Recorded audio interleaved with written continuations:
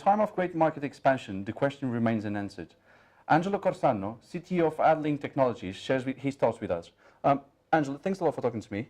Let's start with this very broad question. Who owns the edge? Does anyone own the edge? Well, good question. I think that depends really on the market, because if you think about telco, then it's telco operator. But all of a sudden, if we look at the industrial ecosystem, then at least in terms of boundaries, the edge is physically owned by the owner of the industry. So in terms of infrastructure, the question really depends, or at least the hardware infrastructure really depends on the market. In terms of, let's say, software infrastructure, well, I think we yet don't have a winner. We don't have an owner. There are different companies fighting for it. Still, the market is maturing, but no, still few months, perhaps 18 months to go to see the first pack of leaders really emerging. 2020, the new decade, is going to deliver the edge leaders. Indeed, probably, yes. But this brings with it a lot of collaboration that's maybe not happening as much as it should.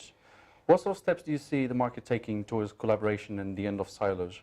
Right. Could we even end silos to start with? Indeed. So we have, I think, few interesting initiatives in the open source trying to create at least the horizontal infrastructure for the edge. So you see the initiative around the Linux Foundation.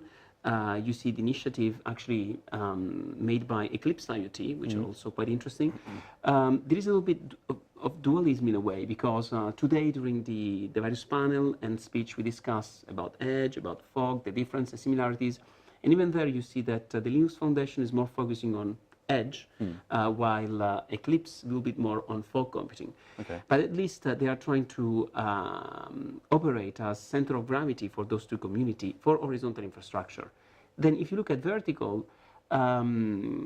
you are starting to see, for instance, in manufacturing, and especially, I would say, in automation, there is an ecosystem quite strong and well-defined, also thanks to Industry 4.0, of provider, from the communication layer, the hardware, the network, as well as the software infrastructure and the vertical services, mostly dominated, I would argue, by the big German company like Siemens and co.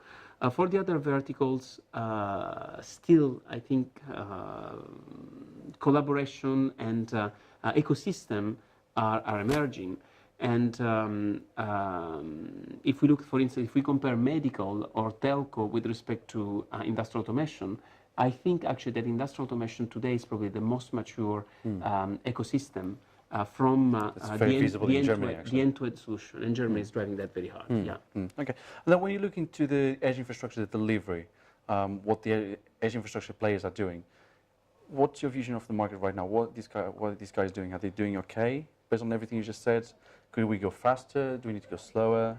Well, I think, again, there are really two speeds, right? Because there is, in a way, a competition in which, on one end, the cloud vendor are trying to set and take a position on the edge.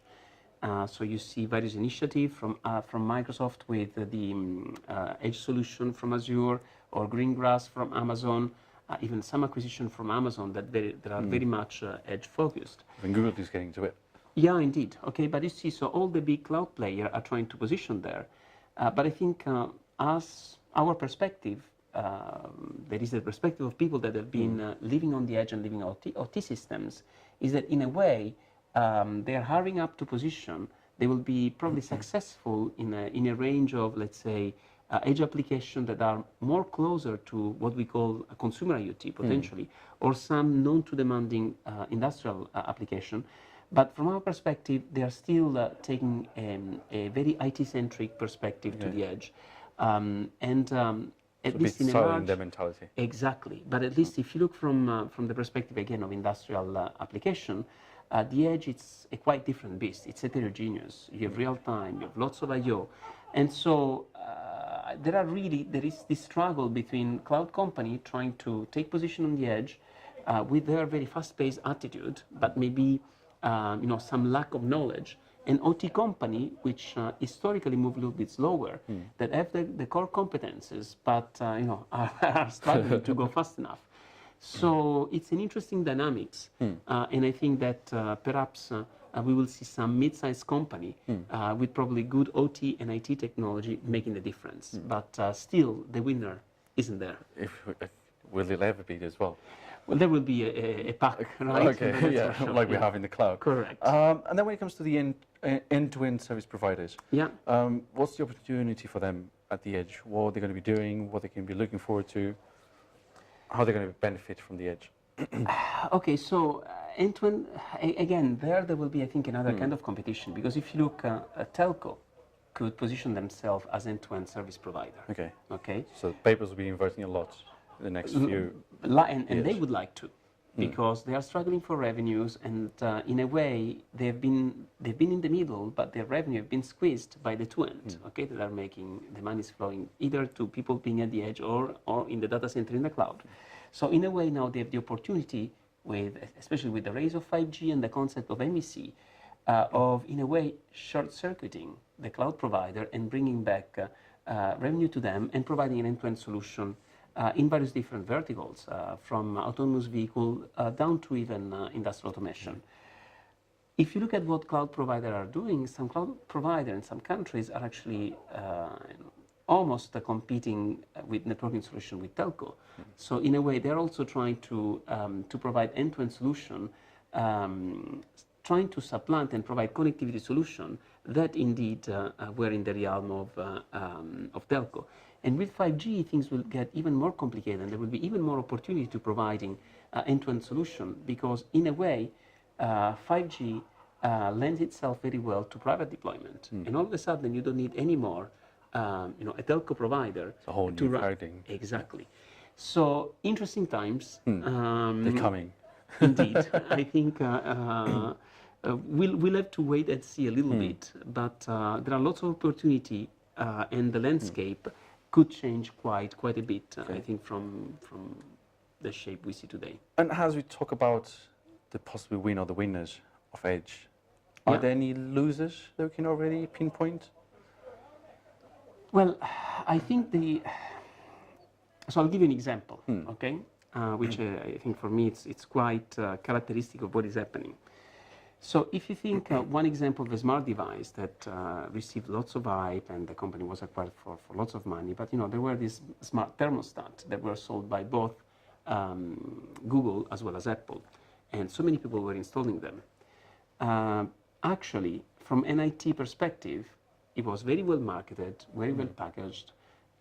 If you read reports about those thermostats, actually weren't working amazingly well.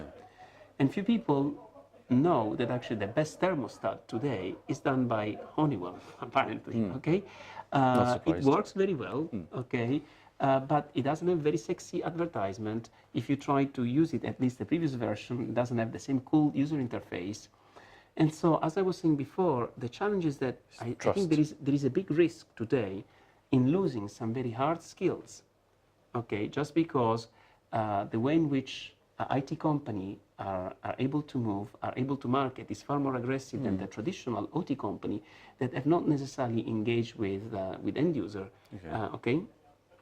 And so I think the risk is that if OT company don't change their mentality, they risk to lose, but eventually we all risk to lose, because in a way we will have solutions that look perhaps cooler, but in the end we will have lost some non-functional properties and some robustness in our system. So one drags the other. Exactly, yeah. Okay, so they literally cannot be losers at the edge, because otherwise we all lose. Exactly, that's the way I would say. And I think we should really try to ensure that everyone brings the best, they build the right collaboration, and there is not a company that tries to do everything, because everyone has, it's hard skills. It's not a one-man job. Correct, And then if you could describe the whole of the edge market in one word, what word would you choose? Confused. Yes. I guess that's a very good one, actually. Yes, I mean...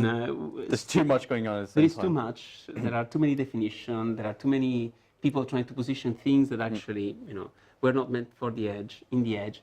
So it's still very confused. Has become a marketing tool as well, which is how to become a So dangerous weapon. We just need it to, just sediment a little bit and crystallize. Like cloud and IoT did a few years ago. Exactly. Yeah, it's a phase. Exactly. It's a matter of life, yeah. All right, Angelo, thanks a lot for talking to me. My pleasure. Don't forget you can follow Data Economy on Facebook, LinkedIn and Twitter, and also visit the website on www.dataeconomy-economy.com.